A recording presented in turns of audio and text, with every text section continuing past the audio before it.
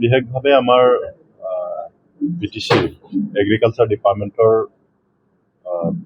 আমাৰ বিষয়া কৰ্মচাৰীসকলৰ লগত আৰু আমাৰ কিছুমান BTCৰ ভিতৰত থকা FPC-সকলক আমি ইয়াত আমন্ত্ৰণ কৰিছিলোঁ আৰু আমাৰ বিভাগীয়ভাৱে আমি কি আঁচনি ৰূপায়ণ কৰি আছোঁ এইবিলাক কথাই বিশেষভাৱে আমি আলোচনা কৰিছোঁ আৰু অনাগত দিনত আমাৰ চৰকাৰে কাউন্সিল চৰকাৰে কেনেকুৱা কৰিব বিচাৰিছে, কেনেকুৱা সহযোগিতা আমি বিচাৰিছোঁ, এই কথাবিলাকে আমি আলোচনা কৰিছোঁ আৰু আমাৰ কাউন্সিল চৰকাৰৰ পৰা আমি যিমান পাৰোঁ বিশেষভাৱে আমাৰ ফাৰ্মাৰ প্ৰডিউচাৰ কোম্পানীসকল আছে তেওঁলোকক কিভাৱে সহায় কৰিব পাৰোঁ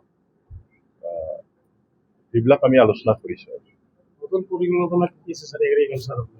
বিশেষভাৱে আমাৰ যিখিনি গতানুগতিকভাৱে আমি কৰি আছোঁ সেইটোত আমি কৰিমেই আৰু এতিয়া নতুনকৈ আমি বিশেষভাৱে ককোৱা আৰু ড্ৰেগন এই দুটা খেতিটো আমি অলপ লাৰ্জ স্কেলত আমি কৰিবৰ কাৰণে চিন্তা কৰিছোঁ কাৰণ BTC অঞ্চলৰ মাটিবিলাক যিহেতু হাইলেণ্ড আৰু এই খেতিবিলাক অলপ হাইলেণ্ড লাগে গতিকে যথেষ্ট সম্ভাৱনীয়তা আছে সেইবিলাকে আমি আলোচনা কৰিছোঁ আৰু কৰিম আমি।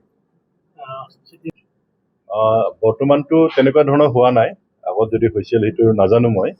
ইতিমধ্যে আমি ধানৰ বীজটো অলপ লেট হৈছে, এইটো জানেই আৰু চৰকাৰৰ বস্তু আমি সেইটো সময়মতে দিবৰ কাৰণে চেষ্টা কৰিম অনাগত দিনত।